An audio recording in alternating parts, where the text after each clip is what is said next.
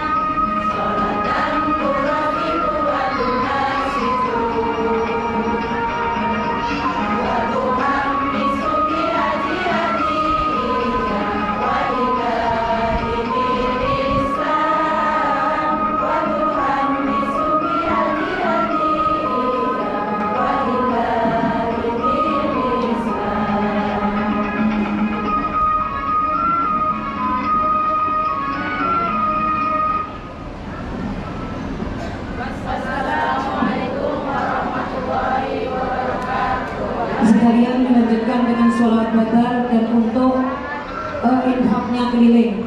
Allahumma sholli ala sayyidina Muhammad.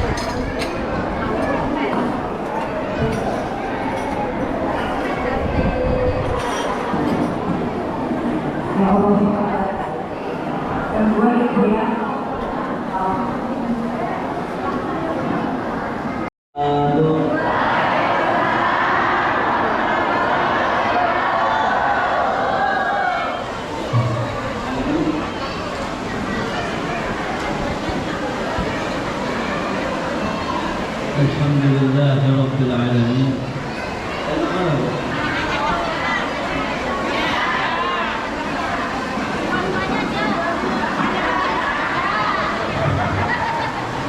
Alhamdulillahi Rabbil Alamin. Wa bihi nasta'in ala umuri dunya waddin. Wassalatu wassalamu ala asyrafil anbiya wal mursalin Sayyidina wa maulana Muhammadin wa ala alihi wa sahbihi ajma'in, amma ba'd. Subhanaka la ilma lana illa ma 'allamtana innaka antal alimul hakim. Rabbi shrah li sadri wa yassir li amri wa hlul 'uqdatam min lisani yafqahu qawli wa saddid lisani wa hdi qalbi bihaqqin nabi wa sahbihi wal ali. Yang sama-sama saya hormati dan muliakan para tokoh agama, para masyayikh, pada guru Ustaz Sulaiman yang sama-sama kita muliakan dan hormati. Mudah-mudahan Allah panjangkan umur beliau, sehatkan badannya, dan dikabulkan segala hajat-hajatnya insyaallah, amin ya rabbal alamin. Nah, sama-sama kita hormati dan cintai para aparat pemerintah. Yang hadir di antara kita ada Pak Lurah, Bu Lurah, Pak RT, dan yang lainnya. Mudah-mudahan juga Allah senantiasa berikan kepada mereka kekuatan di dalam memimpin daerah kita ini menjadi daerah yang diidam-idamkan, baldatun thayyibatun wa rabbun ghafur insyaallah, amin Allahumma amin. Dan juga kepada para donatur, tokoh-tokoh masyarakat, kepada Bapak Johan dan Bapak April, kalau tidak salah mohon maaf kalau salah menyebut namanya, yang hadir juga di antara mudah-mudahan segala hajat-hajat beliau dikabulkan oleh Allah. Ketahuilah wahai hadirin hadirat, yang namanya meraih keridhaan Allah Subhanahu wa taala itu berbagai macam jalan yang bisa kita tempuh. Hadirnya para pejabat, para pemerintah, aparat negara itu pun tidak menyulitkan bagi mereka untuk mendapatkan maqam yang tinggi di sisi Allah. Bukan kita kira hanya orang yang alim saja bisa jadi tinggi derajat di sisi Allah. Semua Allah ciptakan manusia itu dengan adil dan sama. Masing-masing punya kesempatan untuk meraih. Dan Nabi menyinggung keberadaan para pemerintah itu dengan sabdanya. Kata Nabi SAW, "Yaumun min imamin adil khairun min sittina ibadati sana." Kata Nabi, satu hari saja para pemimpin negara itu mereka bersifat adil untuk masyarakatnya, maka yang mereka dapatkan adalah pahala ibadah seperti orang 60 tahun ibadahnya. Para ulama, para guru, begitu pun tidak terlepas dari sabda Nabi SAW. Kata Nabi, "Man safaha aliman faka'annama safahani, wa man jalasa aliman faka'annama jalasani, wa man zara aliman faka'annama zarani, wa man jalasani fid dunya kuntu lahu jalisan yawmal qiyamah." Kata Nabi SAW, siapa orang yang bersalaman dengan para ulama, maka mereka itu sama seperti bersalaman denganku. Barang siapa yang bersalaman dengan para ulama, mereka itu sama seperti bersalaman denganku, kata Nabi. Dan barang siapa yang berziarahi orang alim, para ulama, mereka itu seakan-akan menziarahi aku, kata Nabi. Wa man jalasa aliman, dan siapa orang, kata Nabi, yang suka duduk-duduk bersama para ulama, para guru. Yang kita lakukan sekarang, alhamdulillah, kita sekarang duduk dengan guru-guru, para masyayikh, para tokoh masyarakat. Maka alhamdulillah, apa kata Nabi, siapa orang yang senang duduknya dengan para ulama, nanti di akhirat akulah yang akan menjadi teman duduknya di akhirat. Maka mudah-mudahan kita yang senang kumpul dengan para guru, para ulama, yang cinta majelis ilmu, maka itulah yang kita harapkan nanti di hari kiamat. Mudah-mudahan kita semuanya dapat berkumpul dengan baginda Nabi SAW. Amin, amin, Allahumma amin. Dan juga para hadirin, para hadirat, ibu-ibu aswaja, ibu-ibu NU, Masya Allah sudah kita dengarkan lagu-lagunya. Mudah-mudahan itu diamalkan, bukan hanya dinyanyikan saja. Kalau kita dengar dari sambutan ketua tadi, katanya hanya 3 orang yang hadir. Acara apa dari ibu 3 orang saja yang hadir dari bukuan? Jumat pergi hanya 3 orang. Kakaknya dari kami perempuan wanita aswaja, tapi nyatanya yang hadir 3 orang. Diniatkan sekarang hadirnya kita di majelis-majelis seperti ini, niatkan untuk membanggakan hati baginda Nabi SAW. Ketahuilah hadirin, apa yang kita korbankan pada hari ini, baik pikiran, baik harta, baik waktu yang dia korbankan sekarang. Nabi telah bersabda dalam hadisnya, "Idza ahsana ahadukum ila ahadin wa lam yukafi'uhu wa ana mukafi'uhu yaumal qiyamah."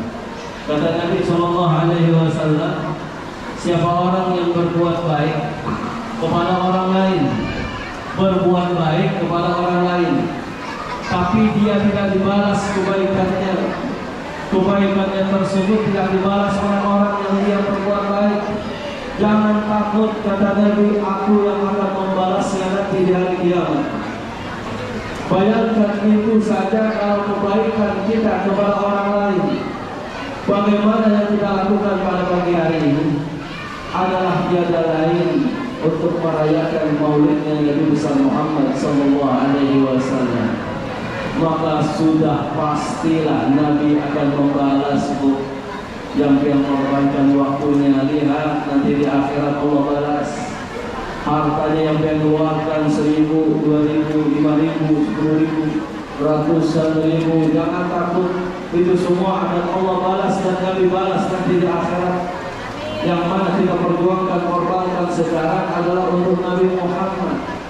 Kalau hanya kita keluarkan untuk Nabi Muhammad, maka tentulah beliau akan membalas dari itu semua. Kita ini Muhammad, kadang pada perayaan ulang tahun, ini kan mau dipikirkan ulang tahunnya Nabi. Kadang kita kalau ditanya dan didatangi oleh panitia, Bu, sumbangan Bu buat acara maulid. Oh, sumbangan terus. Dikit-dikit sumbangan aja, acara aja, apa sih ibu-ibu ini? Padahal mereka membantu untuk menyalurkan uang kita itu yang bermanfaat, ditabung untuk tabungan akhirat. Tapi dia nggak sadar, padahal yang dirayakan itu adalah maulidnya Nabi, perayaan lahirnya Nabi yang kita ini tidak mungkin dimuliakan oleh Allah, tidak mungkin mendapatkan rezeki oleh Allah. Adanya kita pun tidak mungkin kecuali dengan adanya Nabi Muhammad. Maka sudah sepatutnya dan sewajarnya kita sebagai umatnya dengan rasa terima kasih, bahagia yang luar biasa, kita korbankan apa yang kita punya untuk Nabi Muhammad. Tapi malah sebaliknya, ini kalau acara maulid tidak sumbangan untuk kalahi dulu dengan panitia. Apa ini akhirnya banyak ngomong, banyak tanya, ujung-ujungnya 10.000 aja nyumbangnya. Sudah 10.000, buliknya 5 kotak pulang bawa nasi. Jangan, itu bukan di sini, di Samarinda. Kalau di luar ini Masya Allah semuanya amin ya Rabbal Alamin. Tapi kalau kita ulang tahun, coba lihat. Kalau bapak-bapak ini istrinya ulang tahun, Masya Allah, diberikan tas baru, kerudung baru, baju baru, lebih dari itu perhiasan lah diberikan. Padahal cuma ulang tahun istrinya, yang mana istrinya itu kadang bikin senang, kadang bikin marah, kadang dilihat cantik, kadang dilihat jelek, kadang bikin bahagia, kadang bikin pusing juga. Tapi sebegitunya seorang suami kalau ulang tahun istrinya luar biasa mengorbankan hartanya. Nah ini ulang tahunnya Nabi Muhammad, yang mana Nabi Muhammad itu selalu mendoakan kita, Bu, biar kita sadar Nabi itu cintanya luar biasa kepada biar-biar ini semuanya, panjenengan ini semuanya. Cintanya Nabi itu bukan hanya semasa hidup, sampai Nabi meninggal dunia pun masih mencintai kita. Yang Nabi pikirkan, dengar, tatkala Nabi mau meninggal dunia, tatkala malaikat Jibril datang kepada Nabi Muhammad, lalu apa yang ditanyakan oleh Jibril? Wahai Muhammad, sekarang sudah saatnya malaikat Azrail akan menjemput nyawamu. Nabi pun sedih akan berpisah dengan sahabatnya. Maka Jibril datang untuk menghibur, wahai Nabi Muhammad, istana yang megah telah Allah siapkan di surga untukmu. Nabi pun masih sedih. Bolak-balik Jibril kepada Allah untuk meminta lagi. Karena Allah katakan kepada Muhammad, dia akan masuk ke dalam surga dan akan memandang Tuhannya. Nabi pun masih sedih. Apa yang Nabi pikirkan? Sampai datang Jibril menawarkan, wahai Muhammad, apa saja yang engkau minta Allah akan berikan kepadamu. Wala sawfa yu'tika rabbuka fatarda. Apapun yang engkau minta, Allah akan berikan semuanya sampai engkau puas, wahai Nabi Muhammad. Lalu apa yang diminta oleh Nabi? Coba kita dengarkan.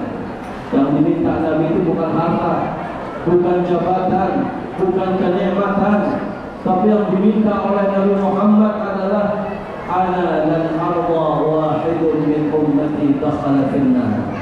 Ya Allah, aku tidak rela satu saja dari umatku mereka itu masuk ke dalam nerakanya Allah. Siapa yang dibanggakan oleh mati Nabi dan diharapkan oleh panjenengan semuanya? Kita semuanya ini diharapkan oleh Nabi untuk masuk ke dalam surga. Bahkan Nabi bukan hanya berjuang dari hidupnya sampai wafatnya pun, tatkala amal ibadah kita disodorkan kepada Allah sebelumnya disodorkan kepada Nabi Muhammad. Lalu apa yang Nabi lihat? Kalau itu amal baik, Nabi akan memuji kepada Allah. Tapi kalau yang terlihat itu adalah catatan amal buruk, Nabi akan katakan untuk memintakan ampunan kepada Allah. Maka begitulah sosok pemimpin yang harusnya dicontoh. Dia selalu mementingkan umatnya, bukan dirinya. Seorang pemimpin itu selalu mementingkan rakyat, kesejahteraan umat, bukan kesejahteraan pribadinya. Begitulah yang harus kita ambil contoh. Di bulan Maulid ini kita di mana-mana merayakan Maulid. Semuanya mendengarkan cerita tentang Nabi Muhammad, tiada lain. Tujuannya setahun sekali kita itu ngecas bro. Yang namanya HP itu bisa lopet, betul. Begitu beriman kita ini bisa lopet. Kalau lagi lopet, apa jasnya? Majelis seperti ini. Makanya jangan jauh-jauh bu, dengerin bu. Jangan jauh-jauh dari majelis. Kalau ada hadir, dibikin acara pengajian sholawatan ya hadir. Itu ngeces buat roh kita bu. Kalau ibu saja kalau ada makan 3 hari bisa mati. Begitupun roh kita, kata Imam Ghazali, kalau tak dikasih makan, apa makanannya roh? Zikir. Apa makanannya roh? Salawat. Maka hadir-hadir seperti ini menambah keimanan dan roh kita kepada Allah. Perlu kalau sampai seminggu kada hadir, sebulan kada hadir, mati itu rohnya. Kalau sudah mati rohnya, susah untuk melakukan amal taat ibadah sama Allah. Na'udzubillah. Ingat pesannya, hadiri salawatan, pengajian, makmurkan masjid-masjidnya, ibadah-ibadahnya. Itulah yang diharapkan oleh baginda Nabi SAW. Dan di antara akhlak beliau yang paling menonjol yang harus kita tiru, dan sebagaimana Allah telah memujinya dalam Al-Quran, wa innaka la'ala khuluqin 'azim. Sungguh pada diri Nabi Muhammad itu adalah budi pekerti yang sangat agung, yang sangat luhur. Lalu di antara sifat Nabi itu apa sih? Di antara akhlak Nabi yang harus kita tiru, pertama, Nabi itu orangnya sakho. Apa sakho itu? Pemurah. Nabi pernah diberikan harta yang banyak dari negeri Bahrain. Kalau negeri Bahrain itu di zaman Nabi ibarat kita sekarang seperti Jakarta, ibu kota, pusat orang berbelanja Jakarta. Nabi dapat harta hadiah yang banyak dari negeri Bahrain. Lalu Nabi umumkan kepada sahabatnya, nanti subuhnya habis sholat subuh, habis sholat duha dan isyraq, kita bagi-bagi harta. Akhirnya sahabat semua datang sholat subuh, ramai jamaahnya, karena bagi duit, bagi harta. Begitulah kita ini, bila masalah bagi duit banyak orangnya, bila bagi pahala sedikit banyak orangnya. Kalau masalah dunia cepat aja, kalau masalah akhirat ya Allah, kalau bisa pesan makanan aja datang. Janganlah, harusnya dibalik. Kalau akhirat cepat. Lihat yang Nabi bagikan harus dibagi harta. Sampai-sampai Nabi lupa untuk dirinya. Nabi sendiri lupa untuk dirinya. Lihat seorang pemimpin yang dia pikirkan adalah umatnya, bagi, akhirnya lupa untuk diri sendiri. Pulang Nabi ke rumah, wahai Aisyah, adakah makanan yang kita makan pagi ini? Kata Aisyah, enggak ada wahai Nabi, habis. Lauk enggak ada, duit enggak ada. Kalau begitu kata Nabi, kita puasalah hari ini selesai. Kata Aisyah komentar, wahai Nabi, kan tadi yang baru bagi-bagi duit di masjid, bagi-bagi harta dari negeri Bahrain. Kenapa tidak disisihkan untuk kita sedikit? Kata Nabi SAW, aku lupa. Coba kamu ingatkan, akan aku sisihkan untuk kita. Lihat bagaimana seorang contoh pemimpin pemurah untuk dirinya lupa. Coba kalau sekarang Bu, yang dipikirkan perutnya dulu kenyang baru orang lain, dirinya dulu kaya baru orang lain. Contoh Nabi Muhammad, akhlaknya pemurah, tidak pelit, tidak bakhil. Bahkan Nabi bersabda dalam hadisnya, "Ma naqasa malun min sadaqatin falyazdah." Kata Nabi SAW, tidak akan berkurang harta dari orang melakukan sedekah. Tidak akan berkurang harta orang yang bersedekah. Falyazdah. 3 kali Nabi mengulang, bahkan akan bertambah hartanya. Akan bertambah hartanya. Itu sabda Nabi yang pasti wahyu dari Allah, kebenarannya tidak diragukan lagi. Coba panjenengan cek, orang yang suka sedekah adalah hidupnya miskin, tidak ada. Malah semakin Allah tambah hartanya.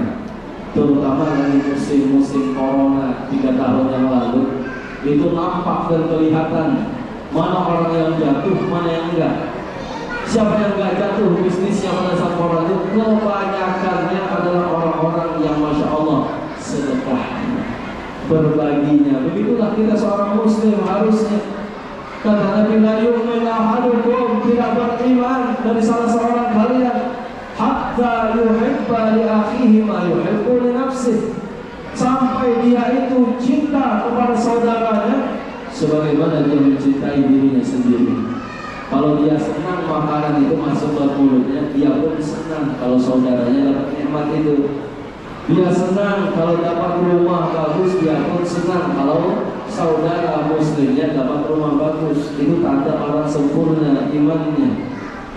Dan begitulah kita harus mudah untuk berbagi. Apalagi acara kita menyantuni anak yatim piatu, menyantuni orang-orang yang sudah panti jompo, orang-orang jompo, orang-orang yang tua, yang sakit. Itu luar biasa. Sebuah agenda acara yang menyenangkan hati baginda Nabi SAW. Terjalin hubungan yang kuat, persaudaraan yang hebat, karena kita mudah membantu anak aitam. Bahkan fadilahnya luar biasa.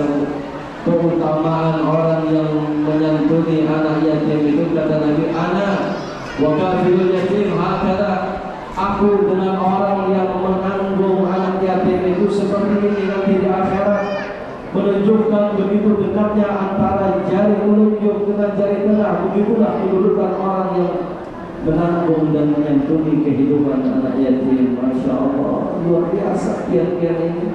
Silaturahminya terjadi dari berbagai kelurahan, ada dari Palaran tadi katanya, ada dari Bukuan sini sendiri.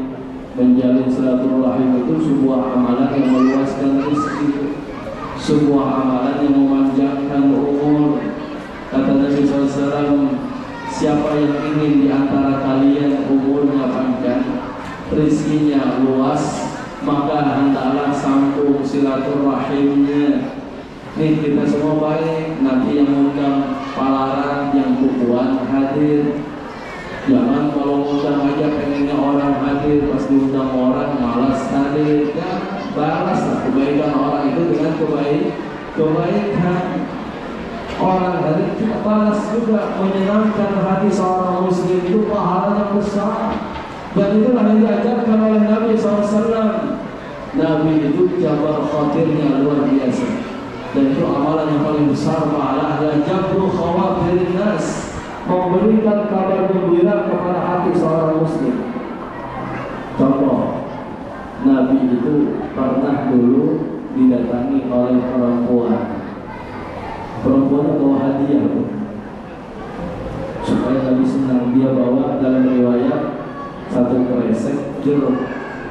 isinya 10 biji jeruk. Ada yang jeruk, nah, jeruk 10 biji. Dia kasih pada Nabi ini.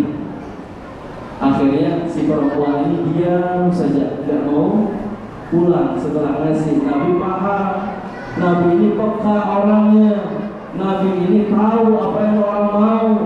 Nabi tahu, wah ini perempuan kok gak mau pulang, kayaknya dia mau lihat aku makan buahnya. Dibuka oleh Nabi jeruk ini, dimakan oleh Nabi satu persatu jeruknya sampai habis.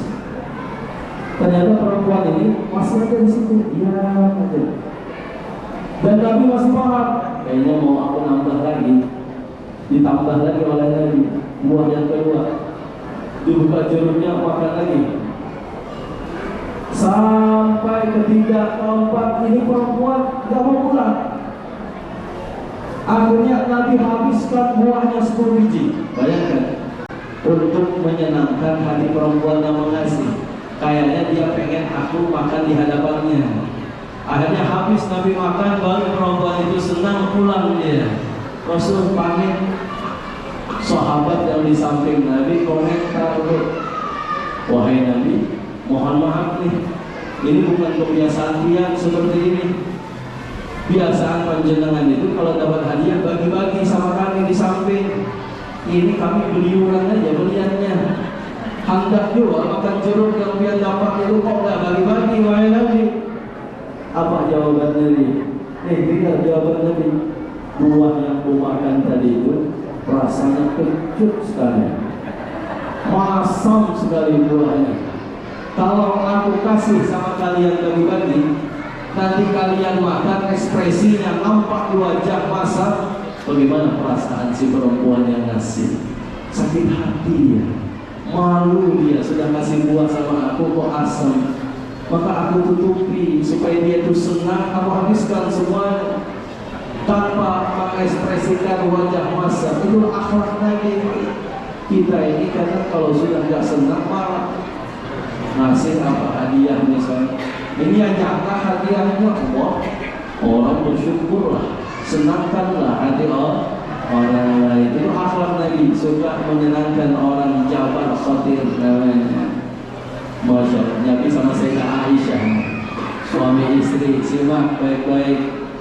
Nabi itu kalau makan sama Sayyidah Aisyah satu piring berdua, ibu masih satu piring berdua. Ada lagi sudah hilang masa-masa indahnya sudah Ustaz. Sekarang masa kelam saja lagi yang bersisa. Dulu waktu hanya kawin aja mandi berdua, guling satu selimut. Sekarang masing-masing, yang satu kedinginan, satu kepanasan. Nabi itu sama Sayyidah Aisyah mesra. Apa mesra? Sampai makan satu piring, minum satu gelas. Nabi minum bekas bibirnya Aisyah. Masya Allah, luar biasa. Kalau suami pian tidak mau bekas dia, mungkin dia pas makan pete, makanya nggak mau. Lihat Nabi, habis makan Nabi datang. Sayyidah Aisyah ini baru belajar masak. Namanya Sayyidah Aisyah masih muda, belasan tahun menikah sama Nabi, berkumpul belajar masak. Lalu sudah selesai masak, dipanggil Nabi, datanglah Nabi makan. Tak kala Nabi makan sama Sayyidah Aisyah, Nabi lahap makan. Sampai Nabi berkata, wahai Aisyah, mohon maaf ya, ku habiskan makanannya karena sempat menyisai untukmu. Biasanya Nabi dulu makan, baru Aisyah ambil berkahnya dari Nabi. Tapi waktu itu Nabi sangat lapar dan lahap ceritanya. Nabi habiskan makanannya, lalu Nabi pun berangkat. Wahai Aisyah, sudah selesai aku makan. Kalau begitu aku pamit ya, mau kumpul lagi sama sahabatnya Nabi berdakwah. Akhirnya Sayyidah Aisyah senang, gembira, hatinya luar biasa. Pas ke dapur mau bersih-bersih, dia lihat di panci masih ada sisa sedikit. Aku mau ngerasain, nanti mau masak ini lagi nih, soalnya Nabi senang makannya. Maka dirasai oleh Sayyidah Aisyah, Masya Allah, masih sekalinya masakannya. Tapi bagaimana akhlak Nabi? sedikit pun tidak menghina masakan Sayyidah Aisyah. Memujinya nyaman, Masya Allah, senang istrinya. Itulah akhlak Nabi. Kita beda Pak. Ini masak keasinan telur aja marahnya mesti naik. Dasarnya ini sudah tahu lagi, tensi naik, asin garam kebanyakan. Anak membunuh aku binanya ini. Jangan contoh akhlak Nabi ini sebagai pelajaran untuk kita mentelaah, mendalami bagaimana akhlaknya Rasulullah SAW. Banggakan orang lain, senangkan hati orang lain, diundang hadir, itu yang undang senang sekali. Itu namanya jabar khatir, pahalanya besar. Kata Nabi SAW dalam hadisnya, "Man qada hajata akhi, qada Allah hajatah." Siapa orang yang menunaikan hajat saudaranya, maka Allah yang akan menunaikan hajat-hajatnya. Kalau sepanjang itu banyak hajat sama Allah, ya Allah pengen kaya, ya Allah pengen ini, pengen itu, pengen ini, maka cara supaya cepat kabul hadiri dan datangi hajatnya orang lain. Orang punya hajat, kabulkan, maka hajat Anda akan dikabulkan oleh Allah. Itulah Nabi. Nabi itu kalau bertamu kepada orang, lihat adabnya Nabi. Di dalam maulid disebutkan, "Idza da'ahu miskin ajabahu ijabatan wa ajjalah." Nabi itu apabila diundang oleh orang yang miskin, Nabi itu datangnya segera. Datangnya segera. Coba yang pikirkan. Nabi kalau diundang orang miskin datangnya segera. Undangannya jam 6, sebelum jam 6 Nabi datang. Tapi kalau yang mengundang orang kaya, yang mengundang orang berkecukupan, Nabi datangnya tepat waktu, bukan terlambat, tapi tepat waktu. Kenapa Nabi seperti itu? Karena yang pertama, kalau yang mengundang orang miskin, Nabi takut kalau sampai di perasaan hati orang miskin itu, Nabi kayaknya telat, aku orang miskin sih, makanya Nabi telat. Nabi tidak mau sampai perasaan itu ada pada orang tersebut, makanya Nabi datang sebelum jam waktunya. Kalau kita kan kebalik Bu, bila yang undang orang kaya Bu, jam 6, setengah 6 sudah datang. Apalagi kabar beritanya mau bagi orang merah selembar-selembar Pak, berdua-dua datang antri. Tapi kalau yang undang orang miskin aja, ya di akhir-akhir aja lah. Paling juga makanannya bubur kacang sama kambing rendam. Itu kita, Masya Allah akhlaknya itu luar biasa. Itu sedikit kita menyinggung bulan Maulid. Nah ini ulun mau pesan saja, sedikit saja pesan. Kita ini kan hidup tujuannya akhirat. Kita ini kan hidup tujuannya surga Allah. Kita ini hidup tujuannya untuk mencari keridhaan Allah. Mau dengan jabatannya, mau dengan profesi pedagangnya, mau dengan profesi dokternya, mau jadi tuan gurunya. Apa yang mereka tuju dalam hidup ini? Keridhaan Allah, supaya mendapatkan pahala sebesar-besarnya dan masuk ke dalam surga Allah. Karena yang namanya tujuan hidup itu hanya dua. Kalau ada surga, neraka, palaran, gak ada lagi di akhirat. Samarinda, gak ada lagi. Hanya dua aja simpangannya. Kalau nggak kanan surga, kiri neraka. Maka Imam Ghazali berikan pesan. Nah, ini mudah bisa dibawa pulang pesannya. Ada 4 pesan yang harus ada dalam jiwa kita, dalam kehidupan kita sehari-hari, yaitu 4 pesan ini. Yang pertama adalah i'tiqadun sahih. Kata Imam Ghazali, jaga keyakinan yang benar. Jangan sampai ada bid'ah, jangan sampai melenceng dari Ahlus Sunnah wal Jamaah, jangan sampai melenceng dari NU. Itu harus kita jaga. Kan lagunya tadi apa? Keyakinan kita perkuat, harus dijaga dan diperkuat. Apa itu keyakinan? Hati, keimanan kepada Allah, keimanan dengan ajaran yang dibawa oleh syariat Nabi. Karena mohon maaf, akhir zaman ini macam-macam ajaran, macam-macam aliran, macam-macam pemahaman. yang mana pemahaman itu akan menyesatkan kita dari tujuan kita untuk menuju surga, tersesat, nanti kenanya masuk neraka. Naudzubillah. Maka yang harus kita jaga pertama keyakinan. Mungkin panjenengan ini semuanya selamat sekarang imannya karena sudah hadir majelis ilmu, alhamdulillah. Tapi kalau kita lihat bagaimana anak kita nanti, bagaimana cucu-cucu kita yang kecil-kecil itu nantinya, fitnah sekarang saja luar biasa, Bu. Bagaimana fitnah nanti di masa mereka besar, yang mana kita sudah tua tidak mampu untuk menjaga mereka. Maka dari dini harilah kita ajak mereka cinta dan senang dengan ilmu agama. Majelis-majelis ilmu, ajak anak kita, ajarkan mengaji, ajarkan agama, ajarkan tentang akhirat. Tujuannya apa? Karena keyakinan yang benarlah akan menyelamatkan seseorang menuju surganya Allah. Mohon maaf, karena terjadi sekarang itu ujiannya luar biasa. Dengan apa keimanan kita itu diuji? Dengan tiga kebanyakannya. Yang pertama harta, kedua tahta, ketiga pasangan, bisa laki bisa perempuan. Dan ini terjadi apalagi musim corona kemarin. Betul, ini cerita nyata di Samarinda dekat rumah saya, daerah Lampung, Mangkurat.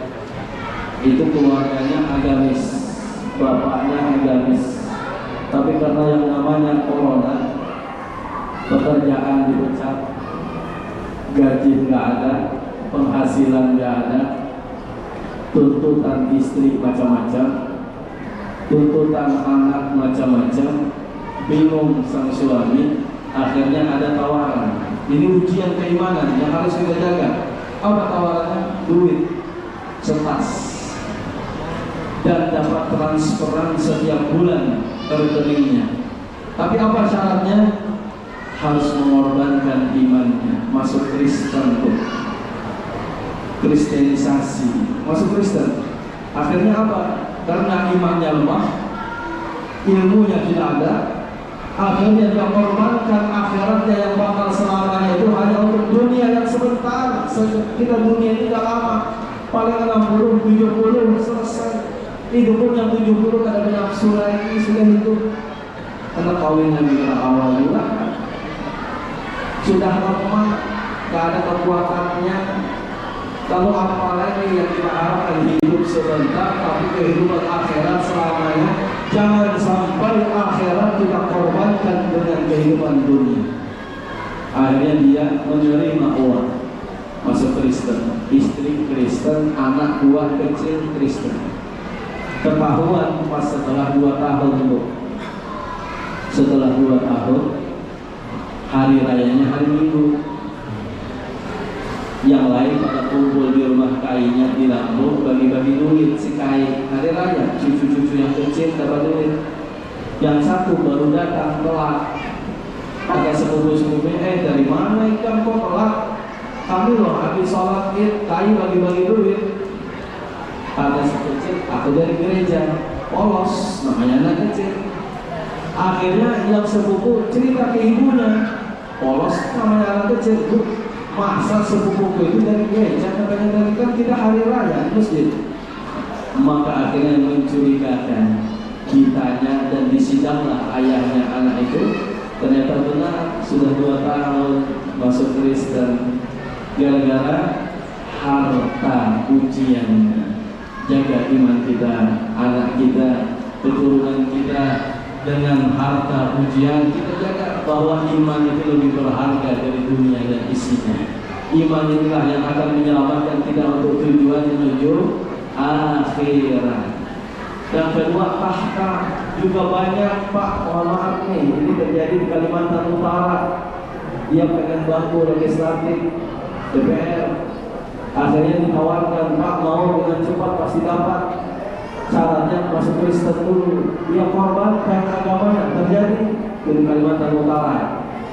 Yang ketiga, pasangan ini yang paling banyak bahkan di Samarinda.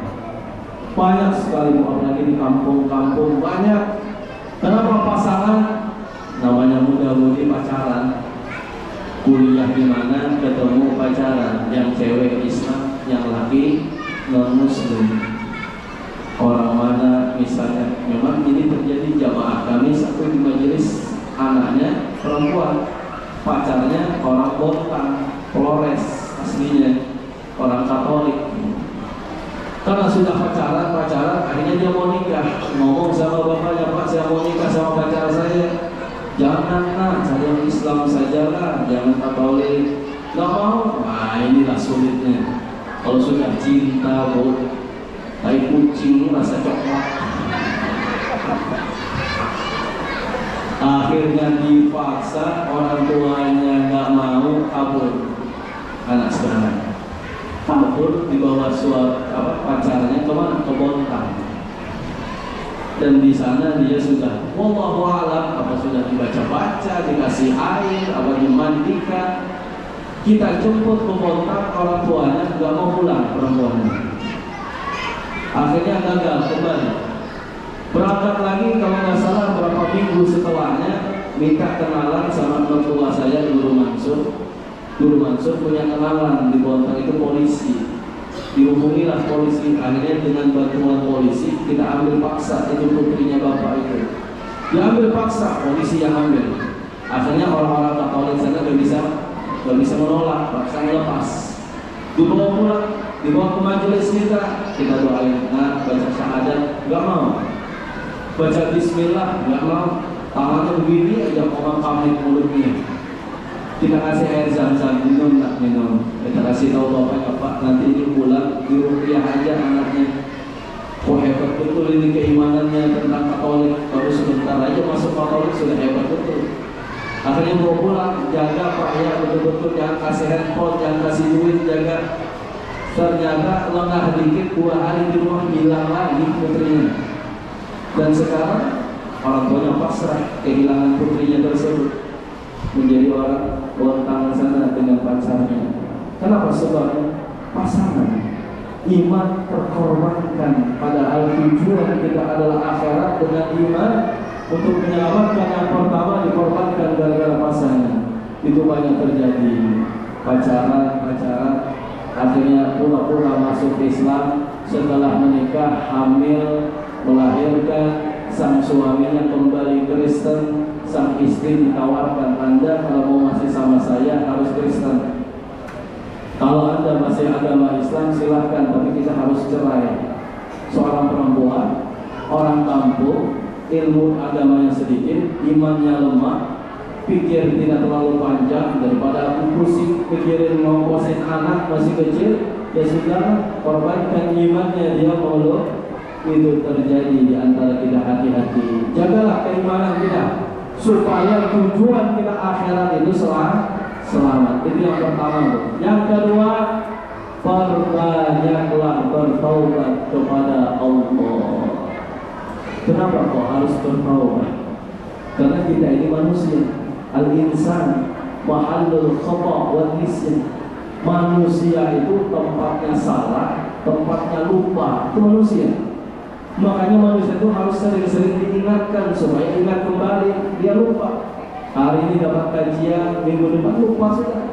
Makanya hadir lagi supaya dicek lagi, direfresh ulang lagi tentang agamanya. Karena kita itu dilupakan oleh musuh kita, syaitan. Yang mana kita ini sudah tahu salah, sudah tahu khilaf, ada kepada Allah, ada kepada manusia. Maka cara solusi membersihkan catatan dosa itu dengan bertaubat, taubatan nasuha. Apa syaratnya? 3 saja, enggak sulit. Menyesal, sedih apa yang sudah dilakukan dari maksiat. Yang kedua, meninggalkan maksiat itu tatkala dia bertaubat, bukan dalam keadaan maksiat. Yang ketiga, punya keinginan kuat untuk tidak kembali melakukan maksiat, maka diterimalah taubatnya. Apa janji Allah dengan orang yang bertaubat? Kata Nabi, "Ad-da'ir minad dam faman la dambala." Orang yang bertaubat benar karena Allah, maka dia seperti orang yang tidak memiliki dosa sama sekali, bersih. Coba bayangkan kalau kita ini sering bertaubat setiap hari saja, minimal 100 kali istighfar, taubat sama Allah, meninggal hari itu, catatan amal banyak, dosa hapus. Husnul khotimah apa suul khotimah? Husnul khotimah, itulah tujuan kita. Endingnya bagus. Bahasa sekarang happy ending. Ending kehidupan itu membahagiakan. Itulah yang biasa pian tonton di sinetron. Pasti endingnya bahagia. Dan kita pun dalam hidup pengen matinya bahagia. Bagaimana caranya? Bertaubat tiap hari. Nabi itu maksum. Nabi itu dipelihara oleh Allah dari dosa, dari maksiat. Tapi istighfarnya tidak kurang 100 kali sehari. Lah kita ini yang punya banyak dosa, punya banyak salah, kok gengsinya luar biasa, gak mau bertaubat. Apa buktinya kita gengsi? Coba tanya pada diri kita masing-masing. Berapa istighfar kita hari ini? Belum, Ustaz, nanti baca. Berapa istighfar kita hari kemarin? Lupa, Ustaz, gak baca istighfar. Berapa istighfar kita hari lusa kemarin? Gak istighfar. Itu menandakan kita ini gengsi sama Allah. Sudah tahu punya dosa, salah, gak mau mengakui, gak mau taubat. Kalau sudah dosa itu dilanjurkan aja sampai sepanjang-panjangnya, nanti banyak baru taubat. Iya kalau umurnya panjang. Kalau meninggal pada saat maksiat, naudzubillah, dosanya numpuk, amalnya dikit, meninggalnya surga, gak bakal sampai kita ke surganya Allah. Makanya sering-sering bertaubat. Ini kunci nomor 2 dari Imam Ghazali, supaya kita itu selamat untuk menuju akhirat. Itulah tujuan kita. Panjenengan hadir majelis sholawatan, maulidan, salat apa?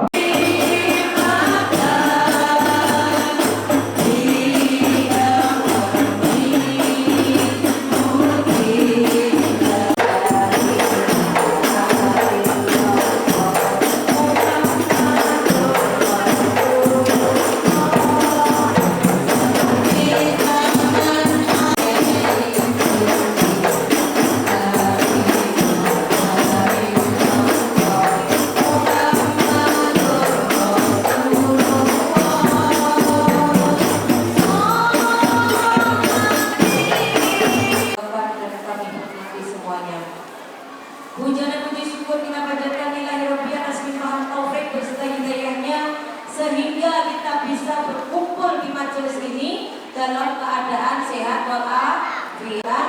Setiap akan tumbuh, akan lebih, mudah-mudahan muslimah fatayat selalu eksis, selalu makmur, memakmurkan, mensuburkan kegiatan Islami.